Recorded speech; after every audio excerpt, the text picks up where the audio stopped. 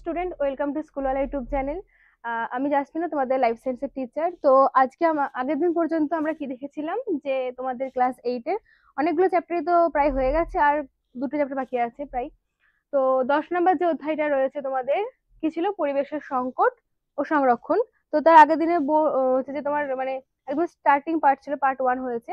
আজকে আমরা কি দেখবো? পার্ট 2। পার্ট 1-এ কি জেনেছিলাম আমরা? যে একটা বন তৈরি করতে হলে কি কি লাগে, তার হচ্ছে উপকারিতা কি, ফরেস্ট কেন আমরা রাখবো, বা সেটা কি কারণে ধ্বংস হচ্ছে, এগুলো ডিটেলস জেনেছিলাম। তো আজকে আমাদের পড়ার বিষয় কি? সমুদ্র। তাহলে এবার চলো সমুদ্রের নিচে যাওয়া যাক।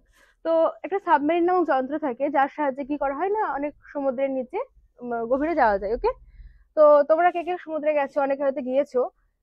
সেখানে কিন্তু ওই দেখবে যে একদম আমরা কি যাই, সামনের দিকে যাই, কিন্তু যখন অনেকটা অতিক্রম করে চলে যাবে ভেতরের দিকে, তো অনেক ধরনের জীব দেখতে পাওয়া যায়। এমনি সামনে তো স্রোত, তারা মাছ বলো বা ঝিনুক, এগুলো দেখতে পাওয়া যায়, বাট যত তুমি ভেতরে যাবে সেখানে আরো অনেক ভাগ রয়েছে। তাহলে সমুদ্রের নিচে জীবনে কি বলছে? আমাদের চারপাশে যেমন নানা ধরনের জীবেরা বসবাস করে, সমুদ্রেও তেমনি ঠিক সমুদ্রেও তেমনি বাস করে অনেক ধরনের উদ্ভিদ আর প্রাণী। তাহলে একটা জিনিস খেয়াল করো, যে সমুদ্রের নিচেও কিন্তু তোমার প্রাণীরা বসবাস করে, এবং তার সাথে সাথে বিভিন্ন ধরনের উদ্ভিদ রয়েছে। দেখা একটা সমুদ্রের ভেতরে ছবি দেওয়া রয়েছে, যেখানে কিন্তু তোমার উদ্ভিদ আর প্রাণীরা রয়েছে বিভিন্ন ধরনের। এখানে অনেক ধরনের উদ্ভিদ রয়েছে, অ্যালগি রয়েছে অনেক ধরনের। হ্যাঁ, এখানে দেখো কচ্ছপ রয়েছে, মাছ রয়েছে, প্রত্যেকটা জীব কিন্তু রয়েছে। নেক্সট কি বলছে? মনে করো তোমাকে কোনো একটা যার জানলাগুলো কাঁচের মতো স্বচ্ছ জিনিস দিয়ে তৈরি। এই যেটা বলছে না, এই যে যানবাহনটার কথা বলছে, এটাকেই সাবমেরিন বলা হয়ে থাকে। ঠিক আছে, যার সাহায্যে সমুদ্রের নিচে যাওয়া যায়, এবং এমন মানে আমরা প্রোটেক্ট করা থাকে কাঁচ দিয়ে, যাতে তুমি বাইরের জিনিস দেখতে পাবে কিন্তু তোমার কেউ ক্ষতি করতে পারবে না। ওকে, তো কি বলছে? তাহলে এবার তুমি জাস্ট ইমাজিন করো যে তুমি এখন একটা সাবমেরিনে বসে রয়েছো, যার সাহায্যে আমরা কি করছি? নিচে যাচ্ছি, সমুদ্রের গভীরে যাচ্ছি। তাহলে মনে করো তোমাকে জানান দেওয়া হলো, হ্যাঁ, আস্তে আস্তে আস্তে আস্তে সমুদ্রের গভীরে নামিয়ে দেওয়া হতে লাগলো। সমুদ্রের যত গভীরে নামবে, জলের গভীরতা বাড়ার সঙ্গে সঙ্গে জলের চাপও বেড়ে যাবে। তাহলে যত তুমি সমুদ্রের নিচে যাচ্ছ, তত যত গভীরতা বাড়ছে, তখন কিন্তু তোমার চাপটাও বাড়ছে। কারণ প্রেসার থাকবে না, একটা জলের ওপর থেকে প্রেসার থাকবে একটা, ওটাই বলা রয়েছে।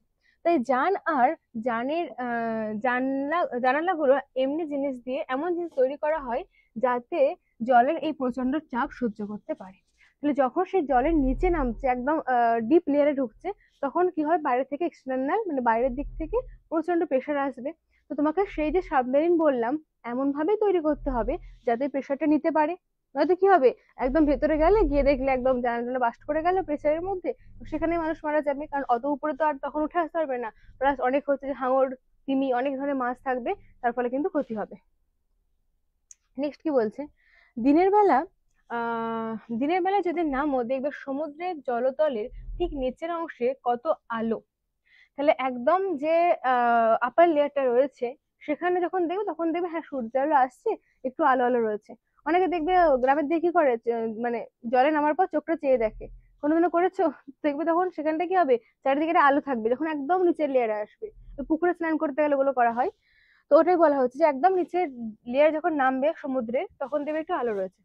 কত বিচিত্র প্রাণী সেখানে ঘুরে বেড়াচ্ছে। শ্যাওলা জাতীয় নানা রকমের উদ্ভিদও তোমরা চোখে পড়বে। তাহলে ওই যে সমুদ্রের নিচে আমরা যখন নামছি, সেখানে আলো দেখতে পাবে একদম প্রথম লেয়ারে, কিন্তু যত ভেতরের দিকে যাবে না, তত আলো আর দেখতে পাবে না, তত অন্ধকার দেখতে পাবে। আর উপরের লেয়ারে আলো দেখতে পাওয়া যাবে। ওখানেই বলা হচ্ছে যে বিভিন্ন ধরনের শ্যাওলা বেড়ে উঠছে, তোমার হচ্ছে যে কি বলে, প্রাণী রয়েছে, উদ্ভিদ রয়েছে, প্রত্যেকের ডিফারেন্ট ডিফারেন্ট ভাগ রয়েছে। শ্যাওলা জাতীয় নানা রকমের উদ্ভিদ তোমার চোখে পড়বে, যেটা বলা হলো। সমুদ্রের গভীরে যত নামবে, দেখবে সূর্যের আলো ক্রমশ কমে আসছে, কারণ যত তুমি ডিপ যাবে, একদম উপরে তো সানলাইট রয়েছে, এখানে সূর্য আলো আসছে।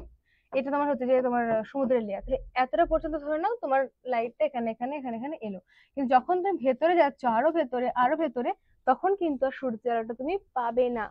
ওকে, হ্যাঁ, তারপর কি বলছে? আর তোমার চারপাশ ক্রমশ অন্ধকার হয়ে আসছে। স্বাভাবিক, তুমি একদম যখন তলায় চলে যাচ্ছ আস্তে আস্তে ধীরে ধীরে একদম নিচের লেয়ারে, তখন আর সূর্যালো কোথা থেকে আসবে ভাই? উপর থেকে পড়ছে, এতটা লেয়ার পর্যন্ত মানলাম সূর্যালোটা আসছে রিফ্লেক্ট করে। তারপরে গেলে তো আর হবে না, তারপর অন্ধকারই হবে। কিন্তু দেখো তারপরে কি বলেছে? তাহলে প্রাণীদের সংখ্যা ক্রমশ কমছে, আরো নিচে গেলে দেখতে পাবে নিকষ কালো অন্ধকার। তাহলে যখন তুমি একদম তলানিতে পৌঁছে গেছো তখন কিন্তু তুমি আর কোনো আলো দেখতে পাবে না। তখন কি হবে, পুরো অন্ধকার চারিদিকটা, একদম পাতাল রেলের ভেতর দিয়ে যেমন যাওয়ার চারিদিকটা অন্ধকার হয়ে যায়, মেট্রোর মধ্যে যেমন মানে চারিদিক ঘেরা থাকে, তো ঠিক তেমনই কিন্তু এখানটা ঘেরা থাকবে। কেবল তোমার যানের তীব্র আলোয় চারপাশটা অন্ধকার অল্প অল্প করে কেটে যাচ্ছে। তাহলে কি বলছে যে যে আমরা সাবমেরিনে করে যাচ্ছি নিচে, তো তো সাবমেরিনের নিচে একটা আলো থাকবে, কারণ আমরা নইলে নিচে গিয়ে দেখবোটা কি, যে গেলাম দেখলাম যে নিচে শুধু অন্ধকার চারিদিকে, তাহলে লাভটা কি হবে? তো সেই আলো দেখা মানে ওটা দেখার জন্য চারিপাশে কি রয়েছে, তো সাবমেরিন থেকে একটা আলো বার হয়। তো ওটাই বলছি, যখন নিচে নামবে তখন ন্যাচারালি যে সূর্যের আলোটা আসছিল সানলাইট, ওটা আর আসবে না, বাট তোমার হচ্ছে সাবমেরিন থেকে একটা আলো বার হবে, ওটা দিয়ে তুমি কিন্তু চারপাশটা দেখতে পাবে। তাহলে কি বলছে, সেই আলোয় কখনো কখনো চোখে পড়ছে বিচিত্র দর্শন সব প্রাণী। তাহলে এবার কি বলছে, যখন তুমি ভেতরে ঢুকছো, একদম জাস্ট ইমাজিন করো যে তুমি সাবমেরিনে করে সমুদ্রের গভীরে যাচ্ছ। তো সমুদ্রের গভীরে যাওয়ার পর কি দেখবে, যে সেখানে অন্ধকার রয়েছে, একদম জাস্ট চোখ বন্ধ করে ভাবো, চারিদিকে অন্ধকার, তোমার সাবমেরিনে আলো জ্বলছে, সেখানে দেখতে পাচ্ছ অনেক ধরনের প্রাণী রয়েছে যাকে তুমি কোনোদিনও দেখোই নি এখনো পর্যন্ত। বিভিন্ন ধরনের প্রাণী থাকবে। সমুদ্রের গভীরে যেসব জীবেরা বাস করে তারা এই প্রচন্ড চাপ আর অন্ধকারের সঙ্গে নিজেদের মানিয়ে নিয়েছে। কারণ দেখো, মরু থেকে স্টার্ট করে মেরু, প্রত্যেকটা জায়গায় জীব বাস করবে। ওকে, এমন কোনো জায়গা নেই যে সেখানে কোনো প্রজাতির জীব থাকে না, আর কেউ থাকলে অনুজীব থেকে, আগে তো বলেছি। তো এখানেও কি রয়েছে না, জীব যেহেতু বাস করছে, তাহলে দেখো এবার যখন তুমি দেখছো যে আমার ফেভারেবল এনভায়রনমেন্ট নেই, মানে আমার যেটা প্রয়োজন দরকার সেটা আমার নয়, আমাকে অন্য জায়গায় শিফট করছে এবং সেখানে আমাকে পার্মানেন্টলি থাকতে হবে, তখন তাহলে আমরা কি করবো, নিজেদের মধ্যে অ্যাডাপ্ট করে নেবো, নিজেকে চেঞ্জ করে নেবো। তো ঠিক তেমনই এরা নিজেদেরকে চেঞ্জ করেছে, এবং তাদের কিন্তু ওখানে ওই অন্ধকার পরিবেশের প্রচন্ড চাপ, যেখানে জলের প্রেসার রয়েছে, ওখানে কিন্তু নিজেকে মানিয়ে নিয়েছে, কারণ ওরা জানে যে আমার কোনো উপায় নেই, আমাকে এখানে থাকতে হবে। তোমাকে ধরে না পাঠিয়ে দিলে একটা ঠান্ডা জায়গায়, হ্যাঁ, তো তুমি ভাবলে যে এখানে তো আমি থাকতে পারবো না, কিন্তু আস্তে আস্তে তোমার মধ্যে কিন্তু এটা অ্যাডাপ্ট হবে। এবার খুব ঠান্ডায় পাঠালে সেখানে তো মারা যাবে, কারণ আমাদের যেহেতু এখানে এনভায়রনমেন্ট সেট আপ হয়েছে। কিন্তু বাচ্চা অবস্থায় কাউকে হয়তো পাঠিয়ে দিল কোনো একটা অঞ্চলে, যে পেঙ্গুইন থাকে তারা কিভাবে থাকছে, নিজেদের মধ্যে কিছু অ্যাডাপ্ট করেছে। মরু অঞ্চলের মানে উটগুলো কিভাবে থাকছে, তারা কি করছে না, নিজেদের মধ্যে ওই জল সঞ্চয় করে রাখার জন্য ব্যবস্থা করে নিয়েছে, অর্থাৎ নিজেদেরকে সেখানের মধ্যে থাকার জন্য ডেভেলপ করেছে। তো এরাও একই পদ্ধতি, কি বলছে, প্রচন্ড চাপের মধ্যে আর অন্ধকারের মধ্যে থাকার জন্য নিজেকে ওখানে মানিয়ে নিয়েছে। সমুদ্রের সব অঞ্চলে জীবের দেখা পাওয়া যায় না, আবার সমুদ্রের এমন কিছু কিছু অঞ্চল রয়েছে যেখানে অধিকাংশ জীবের বাস। তাহলে বলছে কি, সমুদ্রের মধ্যে যখন ভেতরে ঢুকবে এমন কিছু জায়গা রয়েছে যেখানে মধ্যে খুব একটা জীব থাকে না, আবার এমন কিছু রয়েছে যেখানে সবাই থাকে। এবার দেখো, যেসব সমুদ্রে প্রবাল প্রাচীর থাকে সেখানে মাছ ও অন্যান্য সামুদ্রিক জীবের বৈচিত্র্য খুব বেশি হয়। তাহলে কি বলছে, যেখানে প্রবাল প্রাচীর, ভেরি ইম্পর্টেন্ট টার্ম একটা, প্রবাল প্রাচীর। তাহলে প্রবাল প্রাচীর জিনিসটা কি, এখানে যে ছবিটা সেই থেকে দেখছো, এটাই হচ্ছে তোমার প্রবাল প্রাচীরের ছবি। তাহলে প্রবাল প্রাচীর জিনিসটা কি, না দেখো এটা কিন্তু কোনো একটা গাছ নয়, ঠিক আছে, দেখে হয়তো মনে হতে পারে যে উদ্ভিদের মতো রয়েছে, কিন্তু গাছ নয়, এটা একটা প্রাণী। প্রবাল প্রাচীরের মধ্যে এত ভিড় কেন, এত ওকে দেখে আসছে কেন, কারণ ওর মধ্যে দেখো অনেক ছোট ছোট জায়গা রয়েছে, যেখানের মধ্যে কোনো একটা মাছ বলো, কোনো একটা ছোট ছোট প্রাণী এসে কিন্তু লোকানোর জায়গা পাবে, কারণ এটা কি হয়েছে, কলোনাইজ একটা আকারে রয়েছে, কলোনি তৈরি করে রয়েছে একসাথে। তো সেজন্য কি বলা হচ্ছে, যে যেখানে তোমার দেখতে পাবে প্রবাল প্রাচীর রয়েছে সেখানে কিন্তু ভিড়টাও বেশি হবে। ওকে, তাহলে এই জন্য একটা কারণ গেল। তো এটা হচ্ছে যে তোমার প্রবাল প্রাচীরের বৈশিষ্ট্য, যেখানে প্রবাল প্রাচীর থাকবে ওখানের মধ্যে তোমার দেখা যাবে। আর একটা কথা, যে প্রবাল প্রাচীর কিন্তু কোনো গাছ নয়, দেখে মনে হতে পারে। তাহলে এটা হলো। নেক্সট কি বলছে, সমুদ্রের বিভিন্ন অঞ্চলে জীবনের বৈচিত্র্য। তাহলে সমুদ্রের বিভিন্ন অঞ্চল বলতে কি, বিভিন্ন ভাগ রয়েছে, আপার layer, middle layer, lower layer, বিভিন্ন স্তরে রয়েছে। তো বিভিন্ন স্তরের মধ্যে কোন কোন জায়গায় কি জীব দেখতে পাওয়া যায়। জোয়ারের সময় জল যতদূর পর্যন্ত বেড়ে যায় আর ভাটার সময় যতদূর অব্দি জল নেমে যায়, তার মাঝের যে অঞ্চল সেখানে দেখা মেলে নানা জীবের। তাহলে জানো সমুদ্রের মধ্যে কি হয়, জোয়ার ভাটা হয়, তোমরা দেখেছো নিশ্চয়ই যারা হচ্ছে দীঘা বা পুরী এগুলো গেছো। হুম, তো সেখানে বলছে যে ওই যে মাঝের যে অঞ্চলটা, সেখানের মধ্যে কি বিভিন্ন জীব দেখতে পাওয়া যায়, যেমন লাইকেন থাকে, শ্যাওলা থাকে, শামুক, ঝিনুক, তারা মাছ, সাগর কুসুম, কাঁকড়া ইত্যাদি। এগুলো আমরাও দেখে থাকি নর্মালি জলের মধ্যে। তারপর কি বলছি নেক্সট, মহিষোপানের মানে সমুদ্রে ডুবে থাকা মহাদেশের অংশ। এই মহিষাপন কথাটার মানে কি, মহিষোপানের কথাটার মানে হচ্ছে যে সমুদ্রের যে পার্ট রয়েছে, মানে একদম আপার লেয়ারটার কথা বলা রয়েছে, একদম খুব গভীরে যাওয়া হচ্ছে না, মানে এটা এমন অংশ যেখানের মধ্যে সূর্যের আলোটা এসে পৌঁছাচ্ছে। ওই যে বললাম অনেক ভাগে ভাগ করা যায়, তো এটা হচ্ছে উপরের ভাগটা, তো একেই বলা হচ্ছে মহিষোপান। ওকে, তাহলে এখানে ব্যাখ্যাটা দেওয়া রয়েছে দেখো, যে সমুদ্রে ডুবে থাকা মহাদেশের অংশ। তাহলে সমুদ্রের মধ্যে ডুবে রয়েছে কিন্তু খুব বেশি ডুবেনি। তাহলে কি মহীসোপানের উপরে জলময় যে অঞ্চল, সেখানেও বিভিন্ন ধরনের সামুদ্রিক জীবের দেখা পাওয়া যায়। তাহলে মহীসোপানের ওই অঞ্চলের মধ্যে কিন্তু আমরা অনেক ধরনের সামুদ্রিক জীব দেখতে পাবো। শুধু সামুদ্রিক জীবের মধ্যে হচ্ছে যে প্রাণী আছে না, উদ্ভিদও কিন্তু আমরা এখানের মধ্যে দেখতে পাবো। তারপর বলছে যে এখানে জলের তলায় কেল্পের অরণ্য আর সামুদ্রিক ঘাসের তৃণভূমিতে দেখা পাওয়া যায় স্পঞ্জ আর অন্যান্য অমেরুদণ্ডী প্রাণী, ছোট মাছ, সামুদ্রিক কচ্ছপ, সি কাউ, সি হর্স, ছোট ছোট সামুদ্রিক চিংড়ি। তাহলে এই কেল্প কোথায় গেল? কেল্প জিনিসটা কি? এই যে কেল্পের অরণ্য। তাহলে কেল্প জিনিসটা কি? এটা পরে আবার দেওয়া রয়েছে কেল্প সম্পর্কে। সেখানে বলে রেখেছি কেল্প হচ্ছে একটা ব্রাউন অ্যালগি। অ্যালগি মানে জানো হয়তো, তো অ্যালগি হচ্ছে তোমার এই হ্যাঁ ব্রাউন অ্যালগির মধ্যে আছে কেল্প। আর সামুদ্রিক ঘাস, তাহলে তার মধ্যে দেখতে পাওয়া যাচ্ছে কি স্পঞ্জ দেখতে পাওয়া যাচ্ছে, আর অন্যান্য অমেরুদণ্ডী প্রাণী, ছোট মাছ, কারণ এরা কি করে এখানের মধ্যে আসে এবং সেখানে ভিড় করে। সি কাউ, সি হর্স এগুলো আমরা দেখি না, মানে বাইরে থেকে দেখতে পাওয়া যায় না, ভেতরে দেখতে পাওয়া যাবে একটু। কেল্প হলো আসলে এক ধরনের সামুদ্রিক শ্যাওলা, অ্যালগি যেটা বলেছিলাম ব্রাউন অ্যালগি। খালি চোখে দেখা যায় না এমন আণুবীক্ষণিক জীবও বাস করে এই অঞ্চলে। তাহলে মানে খালি চোখে দেখা যায় না আণুবীক্ষণিক জীব, তাকে কি বলা থাকে? অণুজীব। আর অণুজীব তো আগে বলেছিলাম যে অণুজীব প্রত্যেকটা জায়গার মধ্যে দেখতে পাওয়া যায়। তো সমুদ্রের নিচেই বা বাদ যাবে কেন? সমুদ্রের নিচেও কিন্তু তাহলে তোমার তোমার কি বলে ওই আণুবীক্ষণিক মানে জীব বা যাকে আমরা অণুজীব বলছি দেখতে পাওয়া যায়। আর তাহলে এখানের মধ্যে পড়ার জিনিস কি দুটো, যে কেল্পে মানে যেখানে কেল্প রয়েছে আর তোমার সামুদ্রিক ঘাস দেখতে পাওয়া যেরকম তৃণভূমি, সেখানের মধ্যে স্পঞ্জ আর বিভিন্ন ধরনের ছোট মাছ, অমেরুদণ্ডী প্রাণী এগুলোর দেখা মেলে। তো নেক্সট কি বলছে, এরপর খোলা সমুদ্রের যে বিস্তীর্ণ অঞ্চল, সেখানে জলের বিভিন্ন গভীরতায় বিভিন্ন রকমের মেরুদণ্ডী যেমন হাঙর, হ্যাচেট মাছ, অন্যান্য সামুদ্রিক মাছ, তিমি এবং অমেরুদণ্ডী প্রাণী যেমন জেলিফিশ। অমেরুদণ্ডী মানে কি মেরুদণ্ড নেই।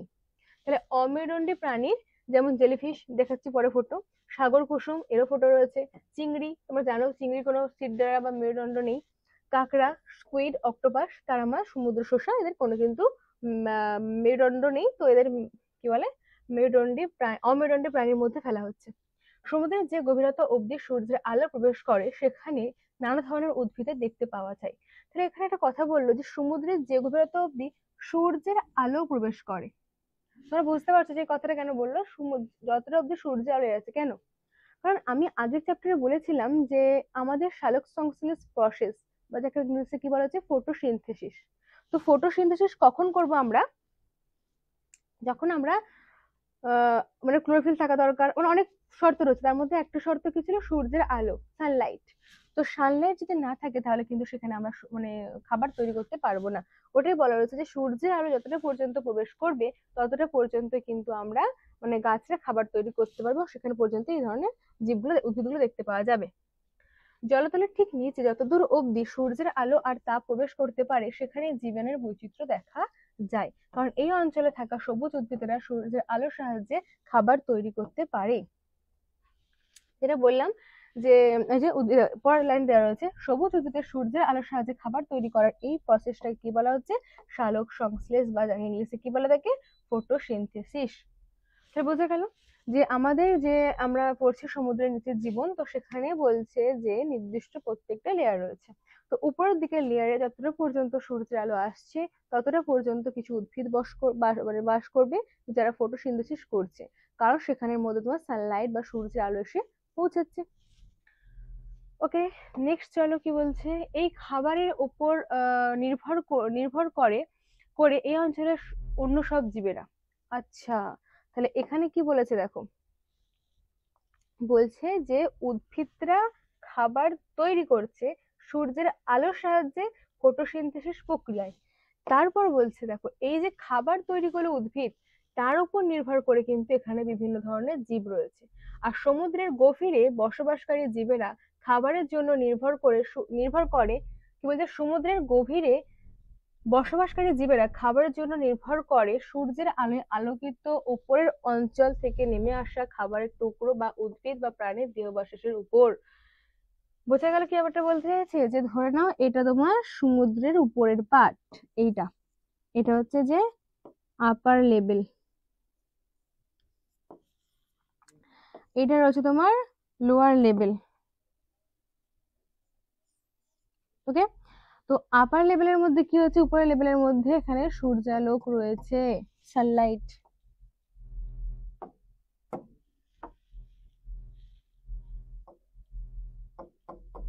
তো সেই সূর্যালোক এখানের মধ্যে আসছে। ওকে, আর এখানের মধ্যে কে রয়েছে, তাহলে তোমার সবুজ উদ্ভিদ রয়েছে, কারণ তারা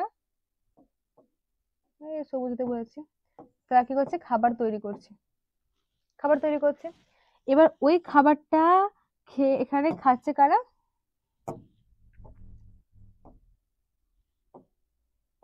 বিভিন্ন ধরনের জীব রয়েছে, বিভিন্ন ধরনের জীব রয়েছে। ওকে, বিভিন্ন জীব রয়েছে। তাহলে এবার দেখো একটা জিনিস, যে সমুদ্রের ওপরে যারা রয়েছে তারা তো ওই যারা খাবার তৈরি করছে তাদেরকে খাচ্ছে, বেঁচে আছে, ঠিক আছে, কিন্তু এবার একটু নিচের দিকের কথাটা তো ভাবো, সেখানেও তো অনেক জীব রয়েছে, সেখানেও তো হচ্ছে তোমার অনেক মানে প্রাণী রয়েছে না, তো তারা কিভাবে খাবার তৈরি করবে, তাদের খাবার তৈরি করার জন্য তো ব্যবস্থা করা দরকার।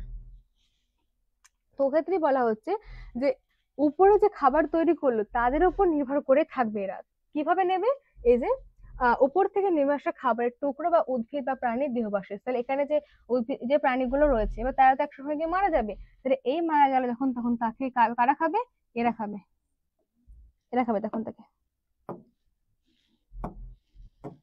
এরা তখন তাকে খাচ্ছে। এই যে উদ্ভিদগুলো মারা যাচ্ছে তখন নিচে আসছে তখন তাকে এরা খাচ্ছে, মানে আগে উপরের লোকেরা খাবে, তারপর নিচের লোকেরা খাবে, কারণ উপরের লোকেরা ফটোসিনথেসিস করছে। তারপর নেক্সট কি বলছে দেখো,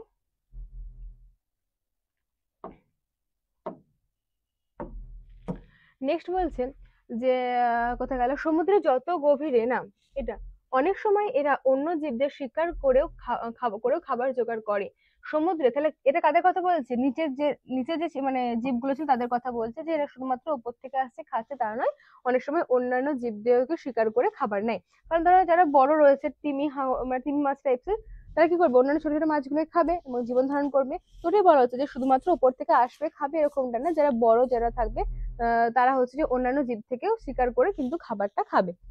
সমুদ্রে যত গভীরে যাওয়া যায় সূর্যের আলো ততই কম প্রবেশ করে, এটা আগেও বলেছি, আবার একই লাইন দেওয়া রয়েছে। আর তাই সমুদ্রের গভীরে জলের তাপমাত্রাও কিন্তু কমতে থাকে। অবশ্যই, কারণ যখন এখানে সূর্য তো দেখতে পাচ্ছ যে লাইটটা আসছে, তখন এখানের পাটের মধ্যে তোমার কি হবে না, টেম্পারেচারটা বেশি থাকবে, গরম লাগবে। এবার যখন তুমি নিচের দিকে নামছো সেখানে, আচ্ছা এটা সমুদ্রের কথা বাদ দাও, পুকুরের জলে স্নান করেছো, তখন কি দেখবে যে যখন মানে শীতকাল থাকে বা গরমকালেও যখন সূর্যের আলোটা পড়ে না, যদি ওপেন খোলা পুকুর রয়েছে, ও ডাইরেক্ট সূর্যের আলো পড়ছে, তখন আবার গিয়ে দেখো দুপুরবেলা, দুপুরবেলা যখন যাবে তখন দেখবে উপর পাড়টা একদম গরম, জাস্ট ছোঁয়া যাচ্ছে না। বাট যত নিচের দিকে নামো, একদম একদম নিচে নেমে যাও, ঠিক আছে, তখন দেখবে একদম কুল ঠান্ডা লাগে। এ না করে থাকলে মানে পুকুর থাকলে গিয়ে দেখতে পারো, যে এটাই কথা বলছে সমুদ্রের ঠিক সেম, যখন যতটা পর্যন্ত সানলাইট আসছে উপর পর্যন্ত আসছে ততটা গরম থাকবে, বাট নিচের দিকে যখন নেমে যাবে তখন কিন্তু সেখানে ঠান্ডা হয়ে যাবে। তারপর কি বলছে, গভীর সমুদ্রে বসবাসকারী জীবদের তাই কম তাপমাত্রার প্রচন্ড চাপের সঙ্গে নিজেদের মানিয়ে নিতে হয়। আবার মানানোর কোশ্চেন চলে আসছে, যে মানাতে হবে কিভাবে, যেহেতু তারা নিচে নামছে সেখানে তাপমাত্রা কম, সেখানে যারা বসবাস করছে তাদেরকে ওই তাপমাত্রার সাথে ওই চাপের সাথে মানিয়ে নিতে হবে, এটা আগে বলা ছিল, একই বলে কথা বলেছে। তো নেক্সট কি বলছে দেখো, হ্যাঁ এখানে ছবি দেওয়া রয়েছে একটা, একদম নিচের লেয়ারে দেখো অনেক এখানে উদ্ভিদ থাকবে, অনেক অ্যালগি থাকবে, অনেক অনেক ধরনের মাছ, প্রচুর প্রজাতি, কারণ একটা সমুদ্র মানে তো সেখানে অনেক কিছু রয়েছে না, প্রচুর ভ্যারাইটির মাছ দেখো এখানে। এগুলো এগুলো হচ্ছে তোমরা দেখতে পাবে অ্যাকোয়ারিয়ামে থাকে, তো ওখানে বিভিন্ন প্রজাতির মাছ দেখানো রয়েছে, নিচের দিকে অনেক গাছ টাছ রয়েছে, জাস্ট একটা সমুদ্রের নিচে ছবি। ওকে, তারপর কি বলছে, তাহলে এখানে ছবিটা দেখলে এখানে কি বলা হচ্ছে, যে বিভিন্ন গভীরতায় বিভিন্ন ধরনের মাছ রয়েছে, এটা শুধু মানে নিচেটা দেখানো রয়েছে, এবার তুমি যদি উপরে ওঠে দেখবে আরো অনেক ভ্যারাইটি, এখনো কিন্তু শেষ নেই, উপরের দিকে আরো অনেক প্রচুর ভ্যারাইটির মাছ দেখতে পাবে। তো ওটা কি বলছে, উপরের ছবিতে তোমার বিভিন্ন গভীরতায় বিভিন্ন জীবদের দেখতে পাচ্ছ, তাহলে বিভিন্ন যে তোমার মানে যত গভীরে যাচ্ছ, একদম উপর লেয়ার থেকে স্টার্ট করি, একদম উপরের লেয়ার থেকে জলের লেয়ার থেকে স্টার্ট করে নিচে পর্যন্ত বিভিন্ন জায়গায় কিন্তু বিভিন্ন ধরনের মাছ তুমি দেখতে পাবে, মাছ বলো মানে হচ্ছে বিভিন্ন প্রাণী দেখতে পাবে। বিভিন্ন জীবদের যে গভীরতায় দেখতে পাচ্ছ তাদের সব সময় যে ওই গভীরতাতেই দেখতে পাওয়া যাবে তা কিন্তু কোনোদিন ঠিক নেই। কেন কেন হচ্ছে যে একই জায়গায় থাকবে না, কারণ ধরে নাও একটা জীব এক জায়গায় বসবাস করছে, এবার তার ধরে খাবারের প্রয়োজন, তো সে কিন্তু সেজন্য ওঠানামা করবে, কারণ ওদের মধ্যে অনেকে কখনো কখনো খাবারের খোঁজে বা কখনো খাবারের খোঁজে, আবার কখনো বা অন্য প্রাণীর আক্রমণ থেকে নিজেকে বাঁচাতে জলের বিভিন্ন গভীরতা ওঠানামা করে। তাহলে যে এই মাছটা আহ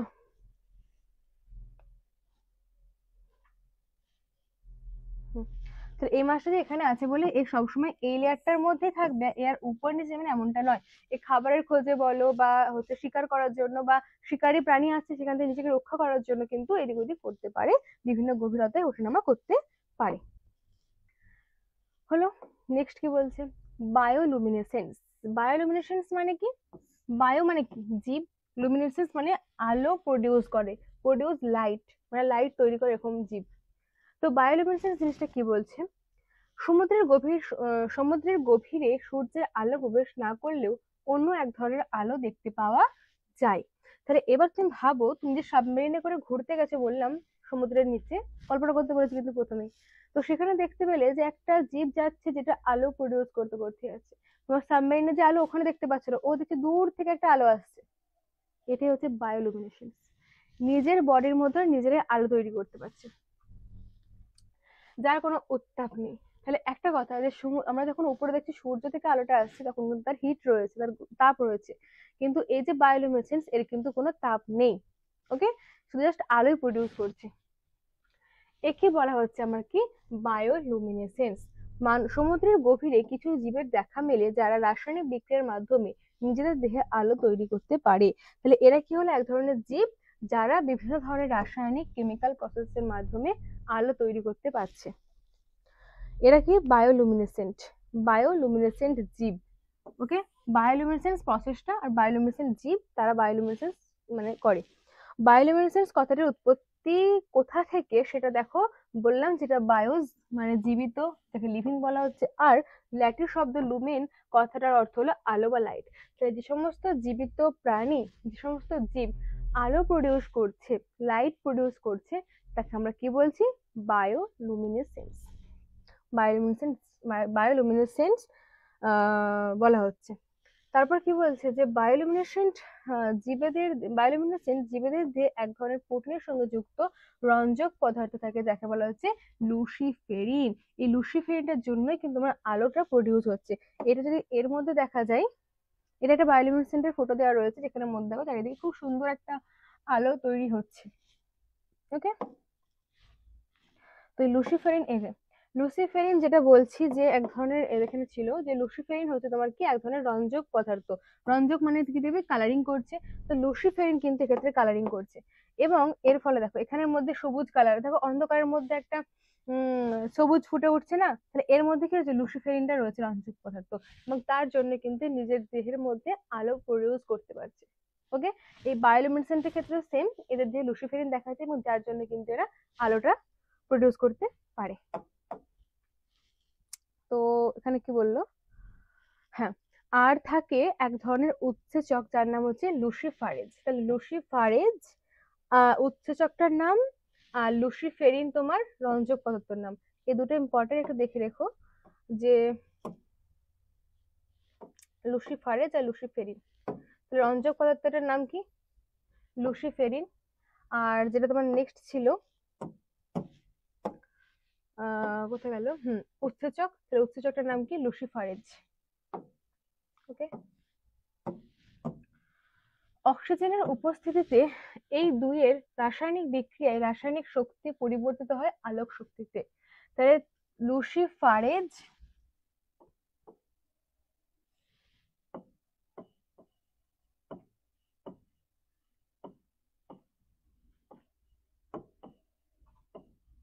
প্লাস এটা কি, এটা হচ্ছে তোমার হচ্ছে উৎসেচক, আর রঞ্জক পদার্থটার নাম কি বলেছিলাম, লুসিফেরিন। ওকে, এখানে লিখছি।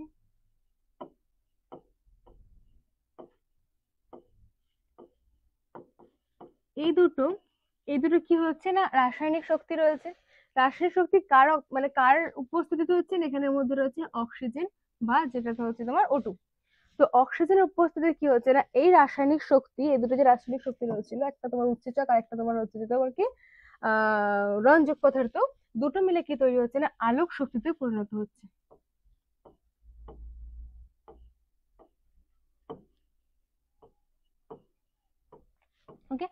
আলোক শক্তিতে পরিণত হচ্ছে এবং যেখান থেকে কিন্তু তোমার আলো প্রডিউস হচ্ছে, এবং একে ঠান্ডা আলো বা বায়োলুমিনেসেন্স বলা হচ্ছে। এই ঠান্ডা আলো কথাটা কেন বলা হচ্ছে, আগেই বললাম যে এরা আলো প্রডিউস করে ঠিক আছে, কিন্তু এর কোনো উত্তাপ থাকে না, তাকে কি বলা হচ্ছে ঠান্ডা আলো। হুম, বোঝা গেল আশা করি। তাহলে রাসায়নিক শক্তিটা একটা কেমিক্যাল, একটা প্রসেস চলছে, একটা বিক্রিয়া চলছে, যার ফলে রাসায়নিক শক্তি কেমিক্যাল মানে সরি কেমিক্যাল থেকে লাইট মানে রাসায়নিক থেকে আলোক শক্তিতে পরিণত হচ্ছে, এবং তার ফলে ওই জীবটার মধ্যে আলো প্রডিউস হচ্ছে, এবং একটা কি বলে ঠান্ডা আলো বলা হচ্ছে। অবশ্য সব বায়োলুমিনেসেন্ট প্রাণীদের দেহেই যে এই দুটো পদার্থ থাকে এমন নয়। কোনো কোনো প্রাণীরা এই আলো তৈরির জন্য অন্য কিছু আলো উৎপাদনকারী ব্যাকটেরিয়ার সঙ্গে বন্ধুত্ব পাতায় এবং তাদের সঙ্গে মিথজীবী সম্পর্ক গড়ে তোলে। তাহলে কি বলছে যে প্রত্যেকটা জীবদের মধ্যেই যারা আলো তৈরি করছে তাদের মধ্যে যে উৎসেচক আর এই রঞ্জক দুজনের এই দুটো মানে এই দুটো ছাড়া আর কিছু থাকবে না এরকমটা নয়, এরা অন্যান্য যে আলো তৈরি করে তাদের সাথে বন্ধুত্ব পাতায় এবং সেখানে বলে কি হয় নিজেদের মধ্যে লাইটটা প্রডিউস করতে সক্ষম হয়। ওকে, তারপর কি বলছে যে তাদের সঙ্গে মিথজীবী সম্পর্ক গড়ে তোলে। বেশিরভাগ বায়োলুমিনেসেন্ট জীবদের দেখা মেলে সমুদ্রের 200 থেকে 1000 মিটার গভীরতায়। তাহলে এরা কি থাকে একদম উপরের পাটে নয়, একটু ভেতরে গভীরতায় কিন্তু দেখতে পাওয়া যায়। কারণ দেখো এটা কখন দরকার আমার, নিশ্চয়ই উপরে সূর্যের আলো রয়েছে সেখানের মধ্যে এরা ঘোরাঘুরি করবে না, যত নিচে আছে অন্ধকার বাড়ছে মানে ওই অন্ধকার জায়গাটার মধ্যে থাকবে, তাই তো। ওটাই বলছে 200 থেকে 1000 গভীরতার মধ্যে দেখতে পাওয়া যায়। বায়োলুমিনেসেন্ট এই জীবদের নানাভাবে সাহায্য করে, যেমন খাবার খোঁজা, তারপর হচ্ছে তোমার খাদ্যকে আকর্ষণ করা, ছদ্মবেশ ধারণ করা, আত্মরক্ষা ইত্যাদি। তাহলে এরা কি করছে যে লাইট জ্বালিয়ে খাবার খুঁজছে, এমন টাইপস নিজেদের মধ্যে লাইট জ্বালাচ্ছে, তো এরা খাবার খুঁজতে হেল্প করছে। তারপর তোমার কি হচ্ছে খাদ্যকে আকর্ষণ করা, ওকে। তারপরে ছদ্মবেশ ধারণ করতে, কারণ এদের যদি নিজেদের লাইট চেঞ্জ করে নিচ্ছে বা লাইট প্রডিউস করছে নিজেদের বডিকে মানে ডিফাইন্ড করছে না, তো ছদ্মবেশ ধারণ করতে সাহায্য করছে, বা আত্মরক্ষা তো রয়েছে কারণ ছদ্মবেশ ধারণ করে আত্মরক্ষা করবে। তো এখানে ফটোটা দেখতে পেলে। নেক্সট কি বলছে সমুদ্রের জীব। তো সমুদ্রের মধ্যে অনেক ধরনের জীব দেখতে পাওয়া যাচ্ছে, তার মধ্যে রয়েছে প্ল্যাংটন। এই প্ল্যাংটন কথাটার মানে কি, প্ল্যাংটন কথাটার মানে হচ্ছে ভেসে বেড়ানো।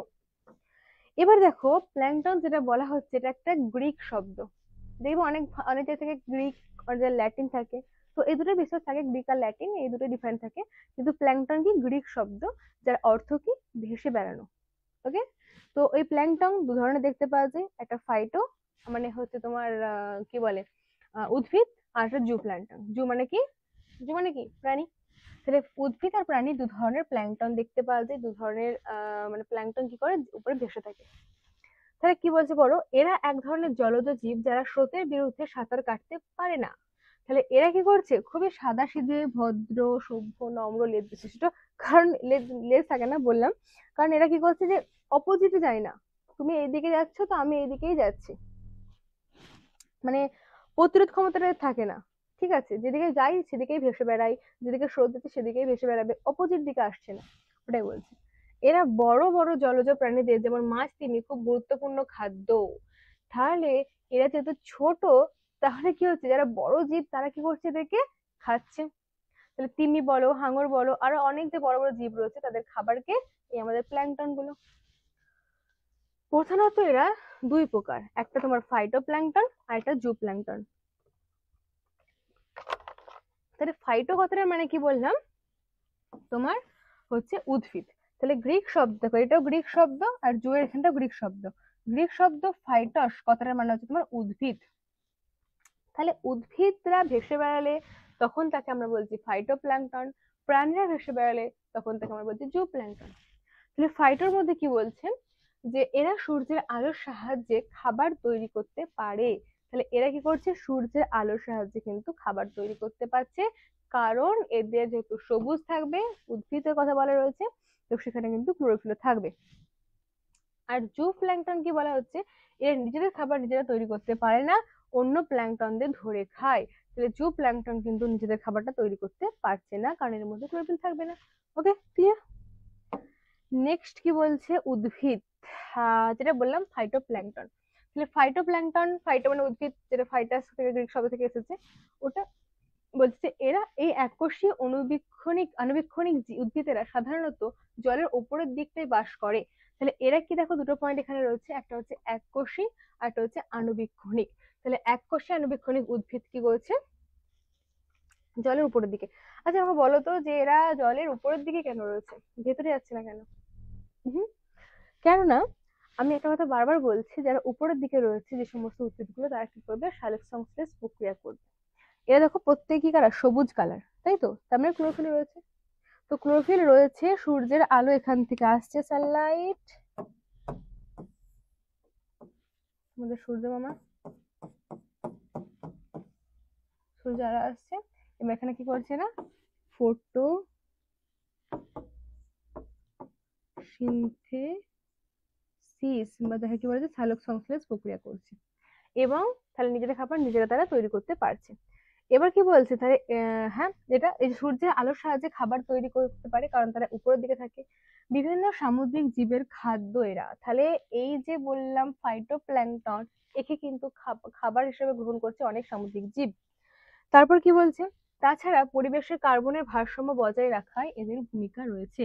তাহলে আমাদের যে এনভায়রনমেন্ট রয়েছে, পরিবেশ রয়েছে, সেখানে কার্বন ডাইঅক্সাইডের মানে ভারসাম্যটা বজায় রাখছে, কারণ যতই হোক উদ্ভিদের জাত, তো কিছুটা পরিমাণ কার্বন ডাইঅক্সাইড কিন্তু ও নিজের মধ্যে নিয়ে নেবে। ওকে, তাহলে এটা একটা গুরুত্বপূর্ণ ভূমিকা হলো। নেক্সট কি বলছে, তো এই যে বললাম তার মধ্যে দুটো জিনিস হচ্ছে, একটা হচ্ছে ডায়াটম, একটা হচ্ছে ডিনোফ্ল্যাজেলেট, ডাইও বলতে পারে, ডিনো বলতে পারে, ডিনোফ্ল্যাজেলেট। ডায়াটম এদের হচ্ছে এককোষী, এরা এককভাবে বা শৃঙ্খলাকারে কলোনি তৈরি করে। এদের কোষপ্রাচীর সিলিকাতে তৈরি। এখানে একটা ইম্পর্টেন্ট পয়েন্ট ভিভিয়ে দিয়ে রাখো, যে ডায়াটমের কোষপ্রাচীরের মধ্যে কি দেখতে পাওয়া যায়, সিলিকা দেখতে পাওয়া যায়। তাহলে সিলিকা কার কোষপ্রাচীরের মধ্যে দেখতে পাওয়া যায়, কোশ্চেন আসলে কি উত্তর হবে, ডায়াটমের মধ্যে দেখতে পাওয়া যায়, আর এরা হচ্ছে এককোষী।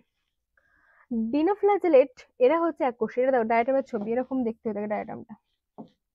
ওকে, আর ডিনোফ্ল্যাজেলেট কি, এরা এককোষী। ডায়াটমের মতো এদেরও বডি সিলিকা দিয়ে তৈরি হয়ে থাকে, কোষপ্রাচীর থাকে না। তাহলে ওর কি বলছে, কোষপ্রাচীরটা সিলিকা দিয়ে তৈরি থাকে। ডায়াটমের মতো, ও সরি, দুটো ডিফারেন্ট দেখো। এদের যে বলছে ডায়াটম, এদের কোষপ্রাচীরে সিলিকা দেখতে পাওয়া যায়, কিন্তু ডিনোফ্ল্যাজেলেট বলছে ডায়াটমের মতো এদের সিলিকা দিয়ে তৈরি কোষপ্রাচীর থাকে না, এরা এককভাবে থাকে, কলোনি তৈরি করে না। তাহলে দুটোর মধ্যে ডিফারেন্ট বোঝা গেল, একটা ডায়াটম রয়েছে আর একটা তোমার কি ডিনোফ্ল্যাজেলেট।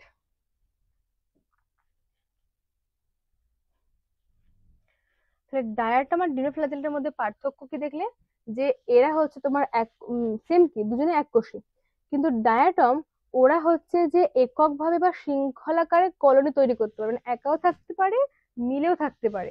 কিন্তু ডিনোফ্ল্যাজেলেট এরা এককভাবে থাকে, কলোনি তৈরি করে না। তাহলে এরা একা থাকছে, আবার সিঙ্গেল থাকছে, মিঙ্গেল থাকছে, দুজনে মানে অনেকে থাকছে একসাথে কলোনি করে, আবার একা থাকছে, কিন্তু এরা একাই থাকে, এককভাবে কলোনি তৈরি করতে করে না।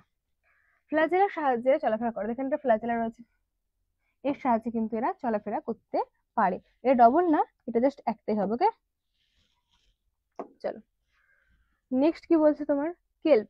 কেল্প বলেছিলাম আগেই, যেটা কোনো হচ্ছে তোমার প্রাণী না, এটা একটা অ্যালগি, ব্রাউন অ্যালগি। অ্যালগি বা শৈবালের অনেক ভাগ রয়েছে, ব্রাউন রয়েছে, তো তার একটা ভাগের মধ্যে কি রয়েছে তোমার, গ্রিন অ্যালগি রয়েছে, তার মধ্যে ব্রাউনের আন্ডার পড়ছে কেল্প, ব্রাউন কালার হয়ে থাকে, দেখো ব্রাউন কালার না। তো কেল্প কি বলছে, এরা খুব বড়, এরা খুব বড় সামুদ্রিক শ্যাওলা। তাহলে এই যে কেল্পের আকারটা কিন্তু খুব বড় হয়ে থাকে। ওকে, সমুদ্রের অগভীর অংশে এরা জন্মায়, এমন ভাবে এরা বাড়ে যে সমুদ্রের নিচে প্রায় একটা অরণ্য তৈরি করে ফেলে। এমনিতে এদের আকার কি বলছে, বড় হয়ে থাকে। তো সমুদ্রের নিচে যখন এরা জন্মাচ্ছে না, এরা এতটা, দেখো এখানে একটা কেল্পের ছবি দেওয়া রয়েছে, কতটা দেখো বড় আকারের। যেখানে যদি অনেক এরকম কেল্প জন্মায়, সেখানে একটা অরণ্য তৈরি হয়ে যাবে, একটা বন, একটা হচ্ছে বনের মতো তৈরি হয়ে যাবে। বেশিরভাগ প্রজাতির দেহ চ্যাপ্টা, অনেকটা পাতার মতো দেখতে হয়ে থাকে, দেখো চ্যাপ্টা পাতার মতো, দেখো মনে হচ্ছে না, চ্যাপ্টা পাতা ব্রাউন কালারের। মূলের মতো একটা অংশের সাহায্যে এরা জলের নিচের কোনো কিছুর সঙ্গে আটকে থাকে। তো এখানে দেখা যাচ্ছে না হয়তো, বাট এখানে একটা মূলের মতো অংশ থাকে, যার সাহায্যে কি রয়েছে, এখানের মধ্যে যুক্ত রয়েছে। তারপর কি বলছে, যে এরা খুব তাড়াতাড়ি বাড়ে, তাহলে এদের যে গ্রোথের রেট মানে বৃদ্ধির হার, এটা কিন্তু খুব বেশি হয়ে থাকে, এবং খুব অল্প সময়ের মধ্যে সমুদ্রের নিচে কিন্তু পুরোটা একটা অরণ্য তৈরি করতে পারে। ওকে, তাহলে আমাদের আজকে ভিডিও পর্যন্তই। আজকে আমরা কি দেখলাম, সমুদ্রের নিচে, এবং তার মধ্যে শুধুমাত্র কিন্তু আমরা ফাইটোটা দেখলাম, উদ্ভিদের পার্টটা। তোমরা বইয়ের মধ্যে দেখবে এরপর প্রাণী রয়েছে জু প্ল্যাঙ্কটন যেটা বলছি। তো জু প্ল্যাঙ্কটন আজকে আর না, ওটা পরের দিন, কারণ ওটা একটু বড় রয়েছে। ওকে, তাহলে আজকের ভিডিও হচ্ছে তোমার এই পর্যন্তই। দেখা হবে পরের ভিডিওতে, যেখানে আমরা জু প্ল্যাঙ্কটনটা স্টার্ট করব। আর আজকের ভিডিও কোনো ডাউট থাকলে কমেন্ট করে দিও। ভিডিও ভালো লাগলে লাইক কমেন্ট করে দিও, তোমার বন্ধুদের শেয়ার করে দিও। থ্যাংক ইউ, দেখা হবে পরের ভিডিও। বাই।